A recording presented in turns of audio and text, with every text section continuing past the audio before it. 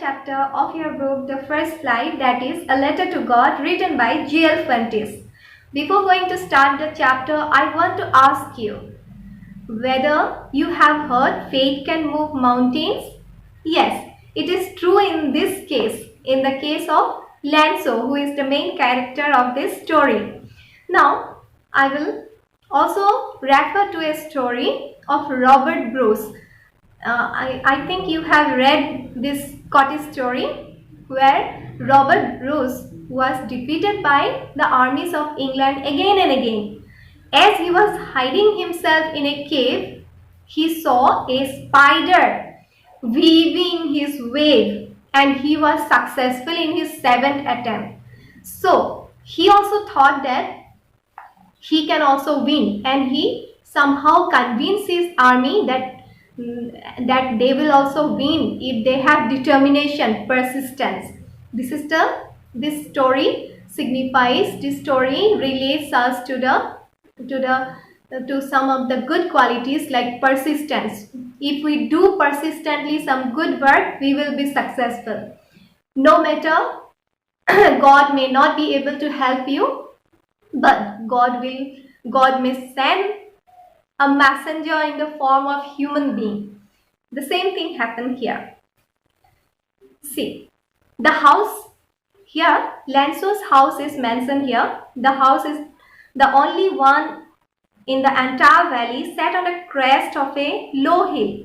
So his is the only house, and it is located on a hill, top of a hill. The special characteristics of the house is that it is all alone and located on the crest, on the top of a hill. Crest means top of a hill. From this height one could see the river and the field of ripe corn dotted with flowers that always promised a good harvest.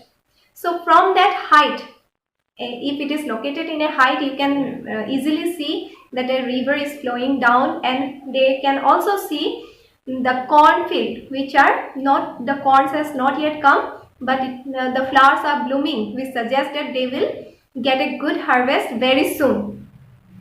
The only thing the earth needed was a downpour, or at least a shower. Downpour means heavy rain, and shower means light or mild rain. So he is expecting that heavy rain or a shower will come, and it will help his cadaverous crops. Throughout the morning, Lancelot, who knew his field intimately, had done nothing else but see the sky towards the northeast. So northeast, he is looking because it shows that he can predict that rain will come very soon. If he is seeing clouds in the northeastern direction, it shows he is predicting that rain will come very soon. Now we are really going to get some water, woman. So he is asking a woman. Woman must be his wife, because his house is the only one in the entire valley. The woman who was preparing supper replied, "Yes, God willing." So she also thought they are very dedicated people. They believe in God. They are traditional. They are farmer class people. So they have deep faith in God. The older boys were working in the field while the smaller ones were playing near the house, until the woman called to them all, "Come for dinner." Now, when this family was going to have their dinner, at that time, the woman, Lancelot's wife, called everyone for dinner. It was dinner time. It was during the meal that, just as Lancelot has predicted, big drops of rain began to fall. In the northeast, huge mountains of clouds could be seen approaching. Now, as he has predicted, as he has given his prediction, prediction means something he has said before that is happened. Rain has not yet come, but he has told it beforehand. So he said that rain will come, and definitely rain came, and in the form of big drops. And they have also seen huge mountains of clouds in the sky. The air was fresh and sweet. So if rain comes after a long time, the earth becomes very refreshing. All the dust go away, and it looks very sweet. The smell of the earth also seems very sweet. The man went out for no reason than to have the pleasure of feeling the rain on his body, and when he returned he claimed, they are not raindrops falling from the sky, they are new coins. The big drops are 10-cent pieces and the little ones are 5s. So here cent is a unit of money. Coin is compared the big drops of rain to 10-cent pieces and the small drops to 5-cent pieces. Here in this story, from the unit of money that is mentioned here, like cent, pesos, we can say that this is a Latin American story. Latin American story includes Argentina, Brazil, Mexico, etc. And although there is no indication directly that this is a Latin American story, but we can assume this is a Latin American story because he has used this word cent, pesos for mentioning about the money. With a satisfied expression, he regarded the field of ripe corn with its flowers draped in a curtain of rain. So this is a poetic language, this is literary words draped in the curtain of rain, as if the whole cornfield is covered with a cloth of rain. So it looks very beautiful. But suddenly a strong wind began to blow, and along with the rain, very large hailstones began to fall. Suddenly it becomes topsy-turvy. The table was turned. He was expecting rain, shower, downpour, but what has come? Hailstones. Hailstone is very devastating, and although farmers are totally dependent on rain, hailstones are an enemy for them because it will totally destroy the cornfield. This truly did resemble new silver coins. Here is another comparison. The hailstones are compared to silver coins. The boys, exposing themselves to the rain, ran out to collect the frozen pearls. Again it is compared to frozen pearls. Pearls are that are worn by ladies. The girls used to wear in their neck, the pearls, white color. So this hailstone look like pearls, that is frozen, very cold. It is snow. It's really getting bad now, exclaimed the man. I hope it passes quickly. It did not pass quickly. For an hour the hail rained on the house, the garden, the hillside, the cornfield, on the whole valley. The field was white as if covered with salt. So for an hour, just imagine, for an hour it was hailing. It is a very it will really devastate everything. Everything is covered with hailstones now. And here another comparison, as if everything is covered with salt. Salt also look white color. Not a leaf remained on the trees. The corn was totally destroyed. The flowers were gone from the plants. Lanzo's soul was filled with sadness. When the storm had passed, he stood in the middle of the field and said to his sons, a plague of locusts would have left more than this. The hail had left nothing. This year we will have no corn. So now the whole cornfield is devastated. So it is night time, but still Lanzo was so sad that he went to his cornfield, standing in the middle and saying that plague of locusts. Locusts are the insects that used to destroy the crops. These are enemies of farmer. But he says this locust would have left something, but the hailstorm has left nothing at all. That night was a sorrowful one. All our work for nothing. There's no one who can help us. We will all go hungry this year. So then that was a really sorrowful night because they have worked very hard. These are farmers. and they have worked a lot from morning till evening. You have seen when at dinner time also they were working in the field. So how much work they have done, how much labor they have invested, but everything went in vain. Next part. But in the heart of all who lived in that solitary house in the middle of the valley, there was single hope, help from God. But still, they believe that God will help them. Don't be so upset. Even though this seems like a total loss, remember, no one dies of hunger. So he has still hope that God will do something, and they believe that no one will die of hunger. That's what they say. No one dies of hunger. All through the night, Lansos thought only of his one hope, the help of God, whose eyes, as he had been instructed, seen everything, even what is deep in one's conscience. Now we have heard God is omnipotent, omnipresent. He can read our mind, see what is there in our heart. So he knows that God will do something, because God has seen how much work they have done, how much labor they have done, but all went in vain. They will go hungry if God will not help them. Lanso was an ox of a man. Ox, you know how hard labor they does in a field. So he is compared to ox, working like an animal in the field. Lanso is compared to an ox, but still he knew how to write. So he is not illiterate also. His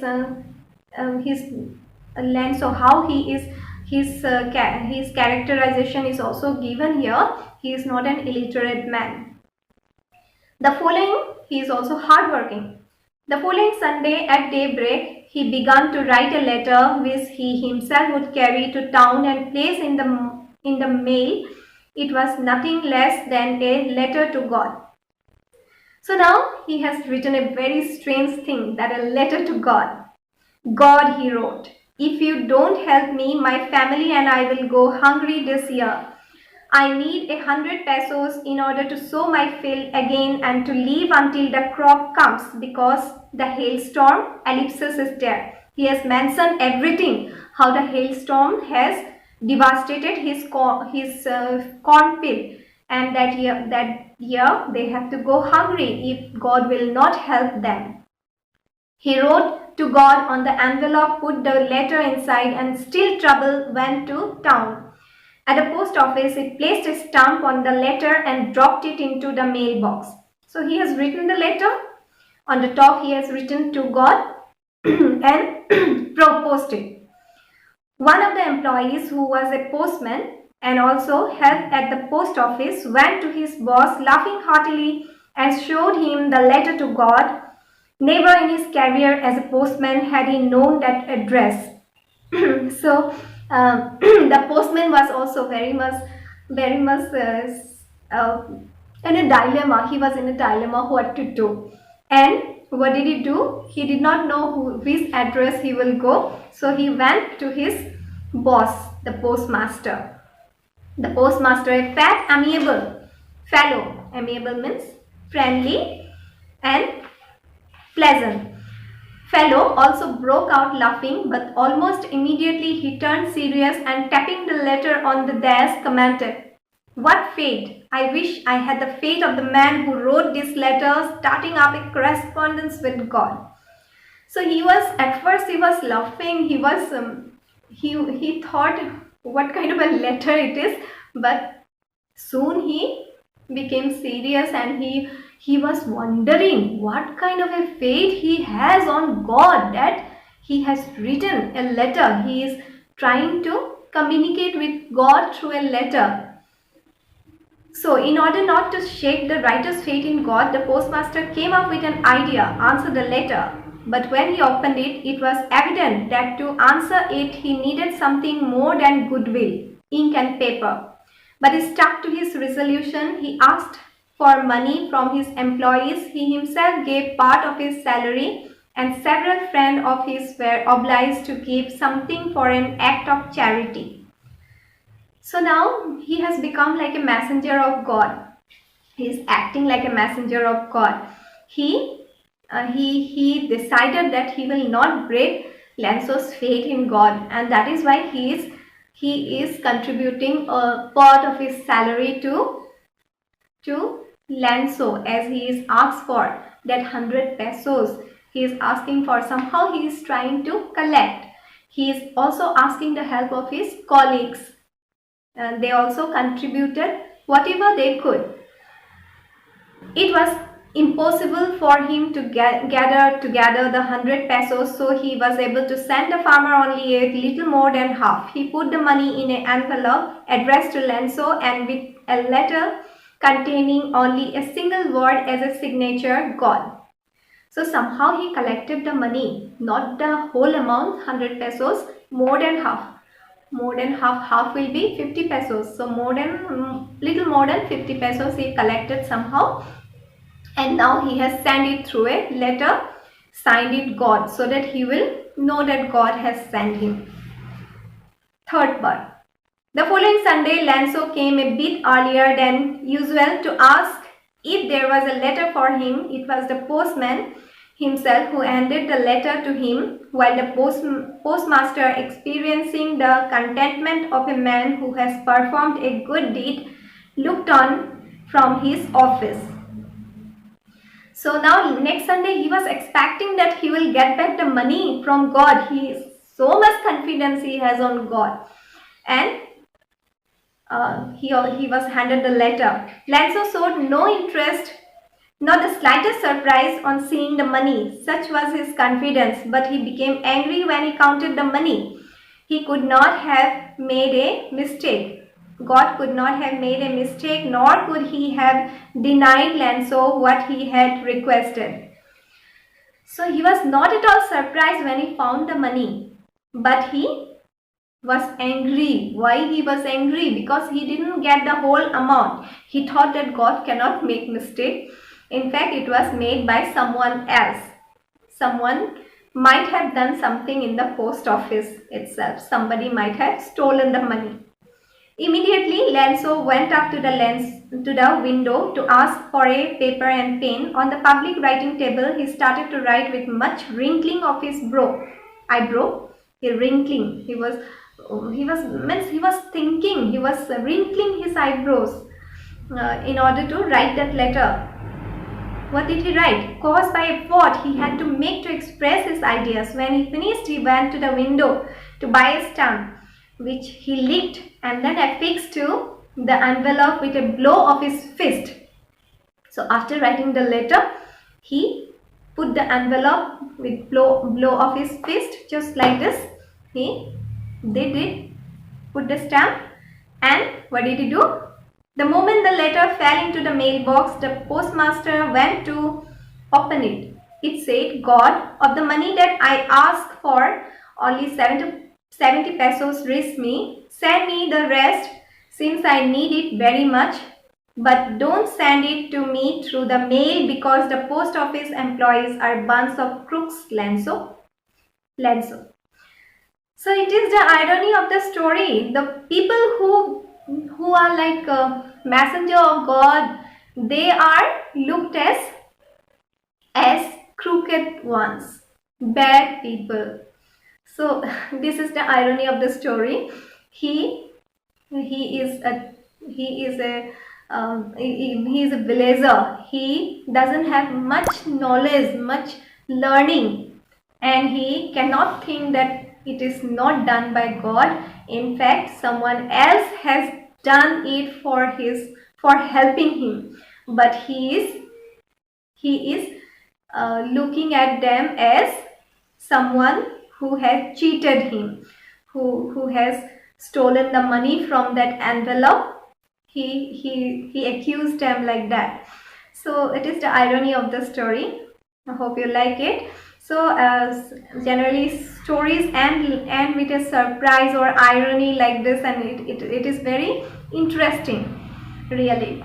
And thank you for watching my video. So here I have included some question answers from question bank, some extra question answers. Please go through it. and I rather advise you to write your own answer.